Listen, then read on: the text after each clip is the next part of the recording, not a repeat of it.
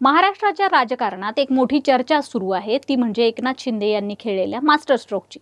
आता तुम्ही म्हणाल, मास्टर स्ट्रोक आणि तो एकनाथ शिंदेंनी खेळलाय? छे छे, अजिबात नाही। खरा मास्टर स्ट्रोक तर खेळलाय भाजपवाल्यांनी। पण आमचं असं मत आहे की एकनाथ शिंदे आणि भाजप या दोघांनीही मास्टर स्ट्रोक खेळलाय। शिंदेंनी डॉक्टर ज्योती वाघमारे यांना राज्यसभेवर पाठवून दलित वर्गामध्ये सहानुभूती मिळवण्याचा प्रयत्न केलाय, पण त्याही पेक्षा एक मोठा संदेश त्यांनी ठाकरे गटाच्या उपनेत्या सुषमा अंधारे यांना दिलाय। तर इकडे दुसरा मास्टर स्ट्रोक खेळलाय तो केंद्रीय भाजपने। तिकडे त्यांनी मुख्यमंत्री नितीश कुमारांना बिहारमध्ये राजीनामा द्यायला लावून राज्यसभेवर घेतलं आणि इकडे महाराष्ट्रात शरद पवारांसारख्या व्यक्तीला बिनविरोध निवडून यायला मदत केली। त्यातून भाजपने केंद्रात जे डळमळीत सरकार होतं ते अजून पक्क करून टाकले।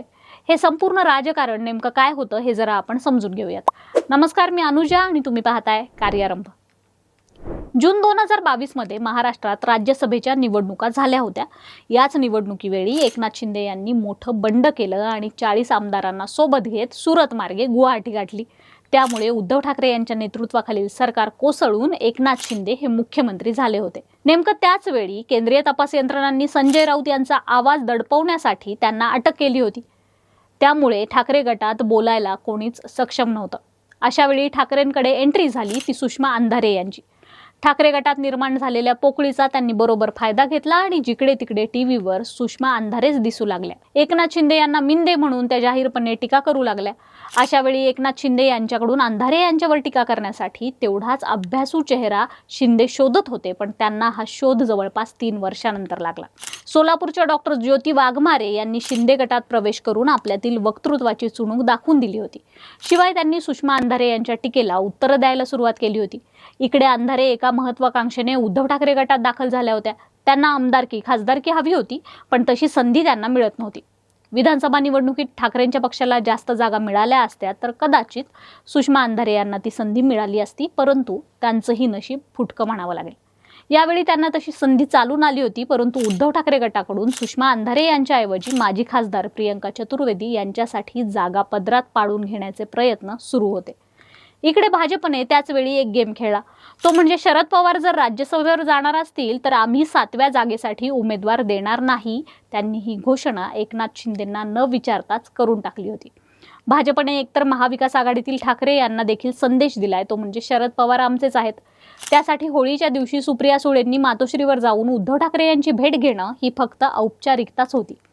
या भेटीतच सुळेंनी ठाकरेंना थेट सांगून टाकलं होतं की तुम्ही राज्यसभा नाही दिली तर भाजप आम्हाला देतंय, काय करायचं ते सांगा। त्यामुळे महाविकास आघाडीत झाकली मूठ 1.25 लाखाची ठेवणं हेच हिताचं असल्याने पवार यांना ही जागा सोडण्यात आली। आणि इकडे शिंदे गटाची राज्यसभेतील एक जागा वाढू नये याची दक्षता भाजपने घेतली आहे। त्यासाठी शिंदेंनी रोहित टिळक या पुण्यातील नेत्याला उमेदवारी देण्याचा घाट घातला होता, पण पुण्यात शिंदेंची पाळंमुळं वाढू नयेत ही देखील खबरदारी भाजपनं शरद पवारांच्या उमेदवारीतून घेतली आहे। शरद पवारांना बिनविरोध निवडून देण्याची कल्पना ही मुळातच केंद्रीय नेतृत्वाकडून आलेली होती। केंद्रातील मोदी सरकार नितीश कुमार, चंद्रबाबू नायडू यांच्या पाठिंब्यावर टिकून आहे। त्यामुळे केंद्र सरकारमध्ये शरद पवार सोबत असणं भाजपसाठी गरजेचं होतं। पण भाजपने इथे आणखी एक गेम खेळलाय। केवळ शरद पवारांना राज्यसभेवर बिनविरोध निवडून देत त्यांनी एक प्रकारे त्यांचा पाठिंबाच आपल्या बाजूने घेतलाय। अन्यथा पाठिंब्याच्या बदल्यात सुप्रियांना मंत्री करा, राज्याच्या सत्तेत सोबत घेऊन दोघांना मंत्री करा अशा मागण्या सुरू होत्या। पण भाजपनं केवळ राज्यसभा देऊन मूक पाठिंबा घेत शरद पवारांचा पक्ष जास्त वाढणार नाही याची दक्षता घेतली आहे। शिवाय तिकडे बिहारमध्ये नितीश कुमार यांना मुख्यमंत्रीपद सोडायला लावत त्यांना राज्यसभा दिली आहे। कदाचित येणाऱ्या काळात केंद्रीय मंत्रिमंडळात फेरबदल होऊ शकतो, त्यात नितीश कुमार यांना मंत्रिपद दिलं जाऊ शकतं। तर इकडे तीच शक्यता शरद पवारांच्या पक्षाच्या बाबतीत दिसत नाही। पवारांना केवळ खासदारकीवर समाधान मानावं लागू शकतं। इकडे एका खासदाराची निवड करताना एकनाथ शिंदे यांची परीक्षा होती, कारण ज्यांचा लोकसभेला पराभव झाला होता ते सगळेच मला खासदार करा म्हणून एकनाथ शिंदेंच्या मागे हात धुवून लागले होते। पण एकनाथ शिंदे यांनी एकाही माजी खासदारांचा किंवा पक्षातील ज्येष्ठ नेत्यांचा विचार केला नाही। उलट त्यांनी सोलापूर जिल्ह्यात शिवसेना सारख्या पक्ष वाढवण्यासाठी डॉक्टर ज्योती वाघमारे या नवख्या महिलेला संधी दिली। 2029 साली भाजपने स्वतंत्र लढण्याचा विचार केला तरी ज्योती वाघमारे यांच्यासारख्या एका दलित महिलेला सोलापूर लोकसभेच्या राखीव जागेतून उभं करता येईल असा एक मोठा प्लॅन एकनाथ शिंदेंनी डोक्यात ठेवलाय असं दिसतंय। शिवाय उद्धव ठाकरे गटातील अक्का म्हणजे सुषमा अंधारे ज्या पद्धतीने एकनाथ शिंदेंवर टीका करतायत त्यातून त्यांना हे दाखवून द्यायचं होतं की ठाकरे गटात तुम्हाला काहीही मिळणार नाही। त्या उलट आमची शिवसेना अगदी तळागाळातल्या कार्यकर्त्यांना देखील राज्यसभेवर पाठवते. यातही एक गोष्ट महत्त्वाची होती, ती म्हणजे एकनाथ शिंदे गटाकडून ज्योती वाघमारे यांना संधी दिली जाणार ही बातमीच सुषमा अंधारे यांनी फोडली होती. ती का फोडली, त्यांना ही बातमी देणारे शिंदे गटातील कोण होते, या सगळ्या राजकारणाची आता चर्चा होतीये. एकनाथ शिंदे यांच्याकडे एकही दलित महिला चेहरा नव्हता. शिंदे यांना खरं तर मराठा समाजाची मोठी सहानुभूती मिळालेली आहे. आता डॉक्टर ज्योती वाघमारे यांना राज्यसभेवर पाठवून त्यांनी दलित वोट बँक आपल्याकडे खेचण्यासाठी मोठी फिल्डिंग लावल्याचं यातून दिसतंय.